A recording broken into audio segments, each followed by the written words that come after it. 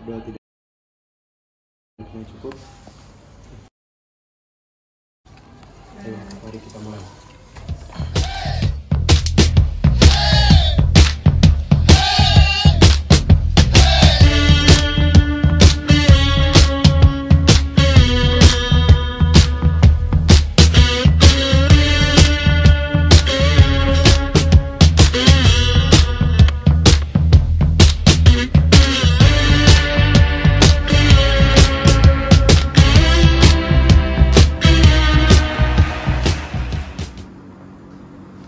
Tata tertib persidangan.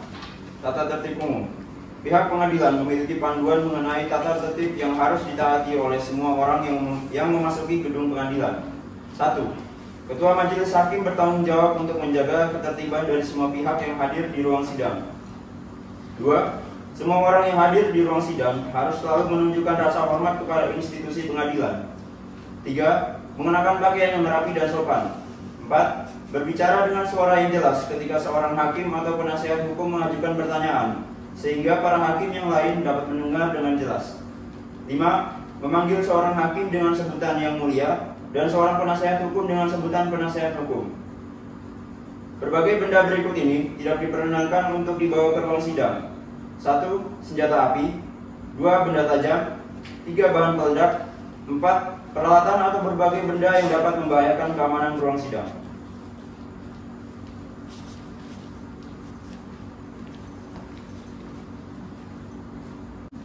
Assalamualaikum warahmatullahi wabarakatuh. Shalom, Om Swastiastu, Namo Buddhaya, Salam Kebajikan. Sidang Pengadilan Negeri Jakarta yang memeriksa dan memutus perkara perdata pada tingkat pertama dengan nomor registrasi 352-PDT-G-2018-PN Jakarta Utara antara Karenina Maheswari sebagai penggugat melawan Dimas Nur Panutansyah sebagai tergugat. Kepada para pihak dipersilakan memasuki ruang sidang.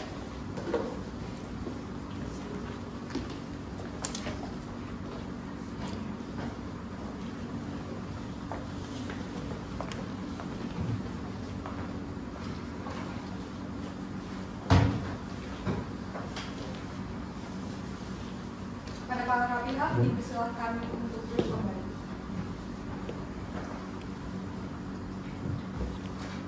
Majelis Hakim memasuki ruang sidang, hadirin dimohon untuk berdiri.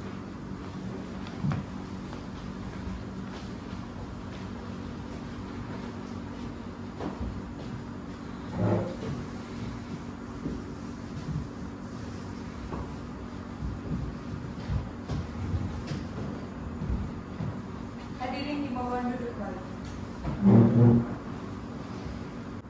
Sidang gugatan perceraian nomor 352/PDTG/2018 PN Jakarta Utara dinyatakan dibuka dan tertutup untuk umum.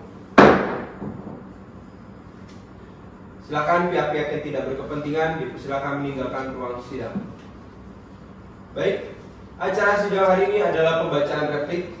Bagaimana saudara kuasa hukum penggugat? Apakah sudah siap dengan repliknya? Ya, saya siap yang mulia. Baik, kalau begitu tolong saudara kuasa hukum penggugat membacakan replik saudara.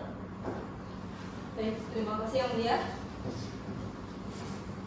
Replik dalam perkara perdata nomor 352/PDTG/2018/PN Jakarta Utara antara Karenina Maheswari Wihita SOS selaku penggugat melawan Dimas Nur Panutansyah ST selaku tergugat kepada Ketua Pengadilan Negeri Jakarta Utara, Jalan Gajah Mada nomor 17, Kota Jawa Utara, Kecamatan Gembir, Kota Jakarta Utara, Daerah Khusus Ibu Kota Jakarta 10130 di Jakarta Utara. Perihal replik penggugat nomor 352/PDTG/2018 Jakarta Utara.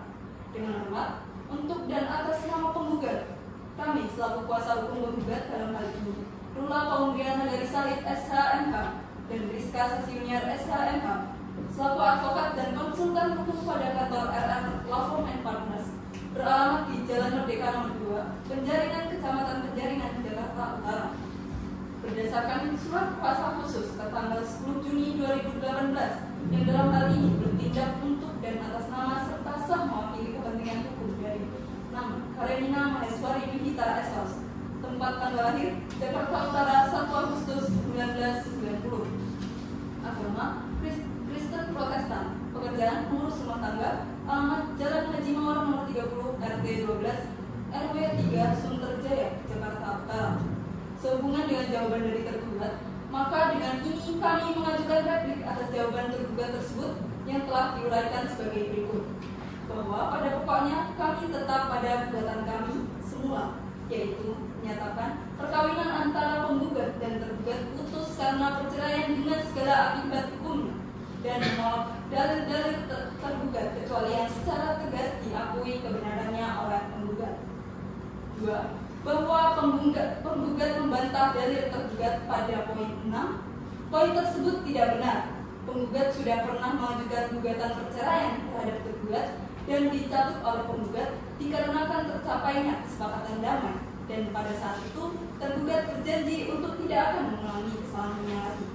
Namun, hal tersebut kembali dilakukan oleh tergugat sehingga penggugat mengajukan gugatan perceraian lagi. 3.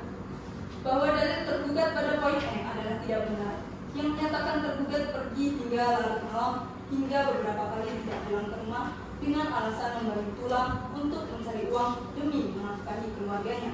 Pada faktanya, tergugat tidak pernah memberi nafkah kepada penggugat dan anaknya.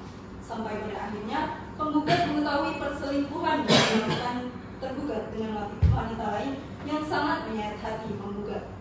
Menurut penggugat, tergugat pergi hingga larut malam, bahkan jarang pulang dikarenakan perselingkuhan yang dilakukannya bukan pergi untuk bekerja atau mencari nafkah. 4. Bahwa tidak benar tidak terjadi perselisihan atau pertengkaran di antara penggugat dengan tergugat. Perselisihan dan pertengkaran terjadi terus-menerus sebelum tergugat ditahan akibat tersandung kasus narkoba, sehingga sudah tidak ada lagi harapan bagi penggugat dan tergugat untuk kembali menjalin rumah tangga yang sabit. Bahwa penggugat membantah dalil tergugat pada poin I dan J. Penggugat pergi meninggalkan rumah membawa kedua anaknya adalah bertujuan untuk meredam amarah dan agar kedua anaknya tidak depresi terhadap suasana rumah yang pastinya tidak nyaman bagi mereka dan dapat merusak kesehatan mental sang anak. 6. Bahwa pendidikan bagi anak dalam keluarga bukan hanya datang dari ibu, tetapi peran ayah juga dibutuhkan dan wajib hadir di tengah-tengah keluarga. Tergugat gagal menjadi suami bagi penggugat dan gagal sebagai seorang ayah bagi anak-anaknya. Tidak memberikan contoh yang baik sebagai panutan bagi anak-anaknya. Berdasarkan uraian seluruh dalil dan fakta hukum tersebut di atas, penggugat mohon agar majelis hakim berkenan menjatuhkan putusan yang amarnya berbunyi sebagai berikut. 1. Mengabulkan gugatan penggugat untuk seluruhnya.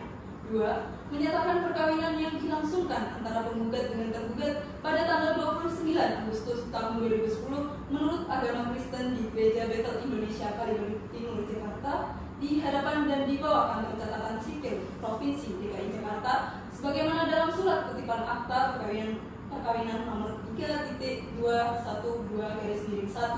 tahun 2010 tanggal 29 Agustus tahun 2010 yang dikeluarkan oleh kantor catatan sipil. 3. Menetapkan hak asuh anak dari hasil perkawinan penggugat dan tergugat, yaitu Jesselyn Gracia, perempuan 7 tahun, dan Joy Sheryl Gabriel, perempuan 2 tahun, berada di bawah pemeliharaan dan pengasuhan penuh penggugat, dan tanpa menghalangi maksud atau itikat baik tergugat maupun anggota keluarga tergugat untuk bertemu dengan kedua anaknya. Buah perkawinan dari penggugat dan juga tergugat. 4.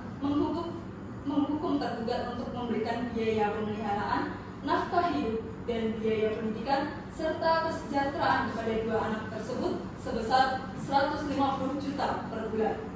5. Memerintahkan kepada Panitera Pengadilan Negeri Jakarta Utara atau pejabat yang ditunjuk untuk mengirimkan berkas salinan putusan yang telah mempunyai kekuatan tetap kepada kantor dinas kependudukan dan catatan sipil Provinsi DKI Jakarta untuk dicatat dalam daftar perceraian dan menerbitkan akta cerai.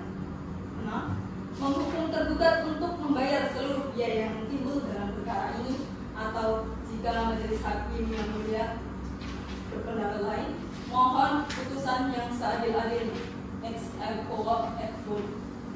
Hormat kami, kuasa hukum penggugat Rula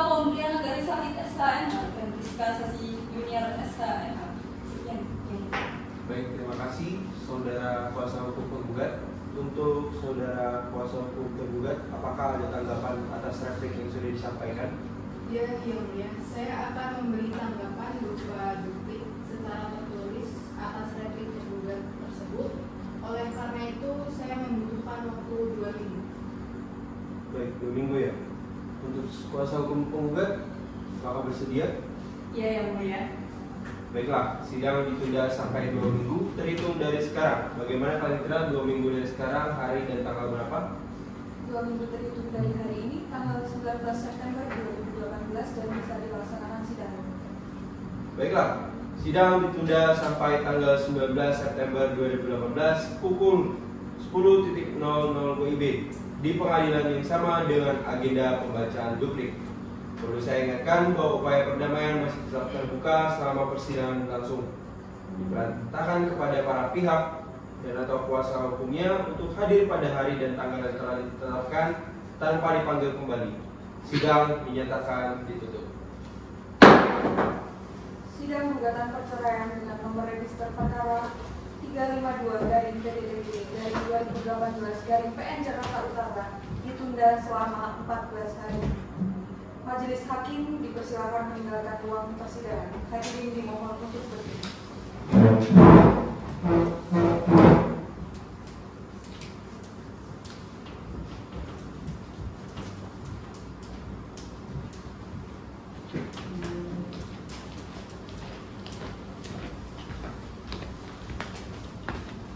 Hadirin dipersilakan meninggalkan ruang sidang.